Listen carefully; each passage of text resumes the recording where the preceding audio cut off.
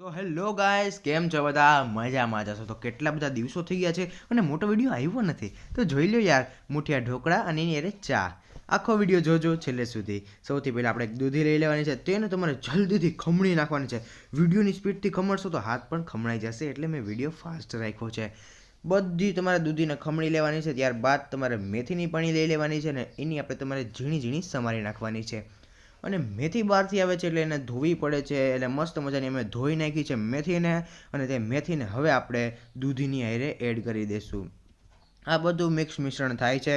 તો બાજુમાં પડેલા બપોરના ઠંડા ભાત પણ હતા, તો મને એમ થયું કે લાઈને ભાઈ ફેંકવા નથી, આની અંદર એડ કરી દઈએ તો થોડાક ભાવશે. તો મસ્ત મજાના ભાત, મેથી અને આપણે દૂધી ખમણેલી બધું મિક્સ કરી લીધેલું છે. હવે આની અંદર થોડાક આવશે લોટ. સૌથી પહેલાં આપણે આની અંદર થોડીક એવી ઝીણી સમારેલું મરચું પણ એડ કરી લીધું છે. ત્યારબાદ તેમની અંદર હવે આપણે નાખશું આદું ખમણેલું. આદુનું કદ્દુકસ કરીને તમારે આની અંદર એડ કરી દેવાનું છે. મસ્ત મજાની રેસીપીની અંદર મજા આવતી હોય તો લાઇક કરી નાખો વિડીયો અને સબસ્ક્રાઇબ કરવાનું ભૂલતા નહીં. ત્યારબાદ ધાણાભાજી પણ આની અંદર જ એડ કરી દીધી છે, જેથી કરીને વિડીયો થોડોક લાંબો થાય. ધાણાભાજી ન નાખો તો હાલે. ત્યારબાદ હવે આપણે સૌથી પહેલાં લઈ લીધો છે બાજરાનો લોટ. એક વાટકો જેવડો અમે તમને બતાવેલો છે એટલો અમે બાજરાનો લોટ લીધેલો છે. ત્યારબાદ હવે આપણે તમારે લઈ લેવાનો છે થોડોક એવો ઘઉંનો લોટ, અને 1 થી 2 વાટકા જેટલો તમારે લઈ લેવાનો છે ચણાનો લોટ.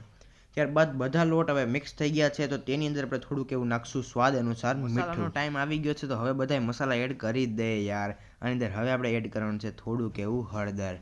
1 ચમચી જેટલી હળદરનો ઉપયોગ કરેલો છે. અને ત્યારબાદ આપણે 1 ચમચી જેટલું નાખેલું છે ધાણા જીરું. અને ત્યારબાદ હવે આપણે આની અંદર એડ કરશું 1 ચમચી જેટલો ગરમ મસાલો. ચટણીનું પ્રમાણ અમે રાખતા જ નથી, અમે મોરું ખાવાવાળા છીએ. જો તમારે ચટણી નાખવી તો તમે નાખી શકો છો. ત્યારબાદ થોડાક એવા ગળ્યા કરવા માટે અમે ખાંડનો ઉપયોગ કર્યો છે. 2 થી 3 ચમચી જેટલી તમારે ખાંડ પણ ઉમેરી શકો છો. અને ત્યારબાદ હવે તમારે આની અંદર એડ કરવાનું છે થોડીક એવી હિંગ. હિંગ હશે તો જરાક ટેસ્ટ પણ આવશે. આ થોડુંક એવું આપણે આની અંદર હવે એડ કરી દીધું છે ખાવાનો સોડા.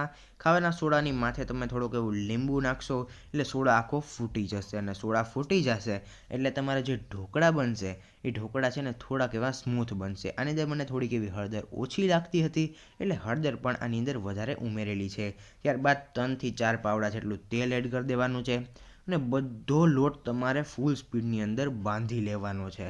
આ બધો લોટ બાંધાય છે ત્યાં સુધી તમારે એક કામ કરવાનું છે, એ છે લાઇક, શેર ને સબસ્ક્રાઇબ યાર. જેને પણ મુઠિયા ઢોકળા બનાવતા ન આવડતા હોય એને આ વિડીયોની લિંક શેર કરી દો યાર, જેથી કરીને એને પણ ખાવાનું મન થઈ જાય અને એ ઘરે બનાવે.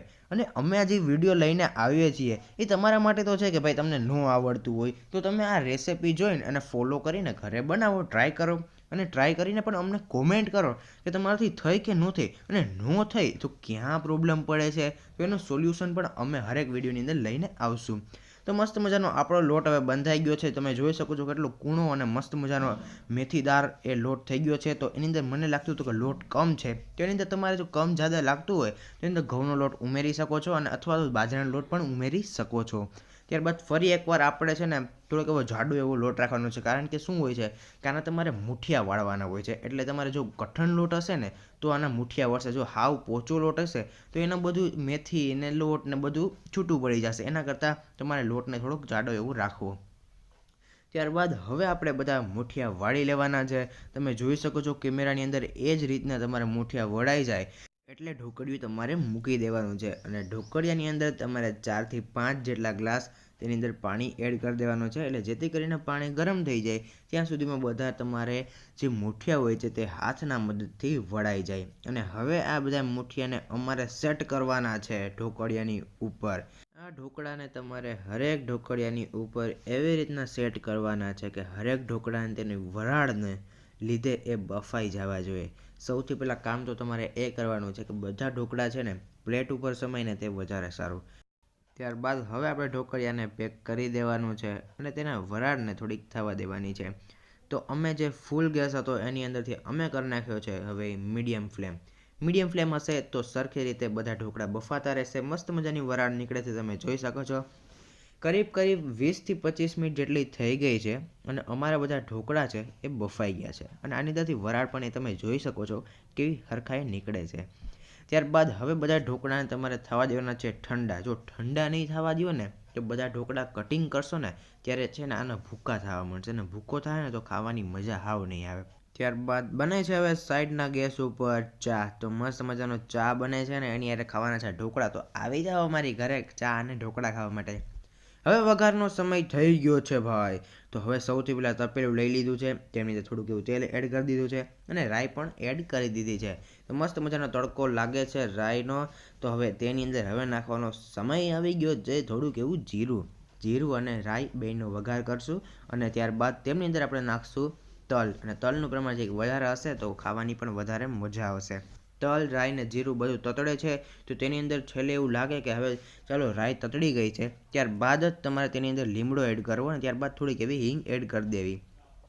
હવે એની અંદર નાખી દઈશું થોડીક એવી હળદર નાખશું ને તો તેલ આખું થઈ જાય યલો, એટલે પીળું થઈ જાય ને તો એટલે બધા જે ઢોકળા હશે ને તેલ જ્યારે બેસશે ને એની અંદર કલર આવી જશે. જો અમુક વખતે શું થાય છે કે ભાઈ ઢોકળા છે ને અમુકની અંદર હળદર માથેથી નાખો તો બધે થતું નથી, બધે મસાલા ભેળવાતા નથી, એટલે તમે તેલની અંદર નાખી દેશો ને હળદર તો બધા મસાલા ભેળવાઈ જશે. આની અંદર થોડીક એવી તમારે ચટણી એડ કરવી હોય તો કરી શકો છો, અને મીઠું તમને એમ લાગે કે ભાઈ ઢોકળાની અંદર ઓછું છે તો એડ કરી શકો છો. અને અમને થોડુંક લાગે છે ગળ્યું બહુ વધારે ભાવે છે એટલા માટે અમે આ મીઠું નથી નાખ્યું ભાઈ, અમે આની અંદર નાખ્યું છે ખાંડનો ભૂકો એડ કરેલો છે, એટલે ખાંડનો ભૂકો નાખેલો છે જેથી કરીને ગળ્યા પણ થઈ શકે. તો મસ્ત મજાના ઢોકળાને તમારે હલાવી લેવાનું છે. આ પ્રોસેસ તો ખાલી 3 જ મિનિટની હોય છે. 3 મિનિટની અંદર વઘાર કરીને હલાવીને ગરમ થઈ જાય એટલે તમારે લઈ લેવાના છે, અને ત્યારબાદ તેની અંદર થોડીક એવી ધાણાભાજી પણ એડ કરી દેવાની છે.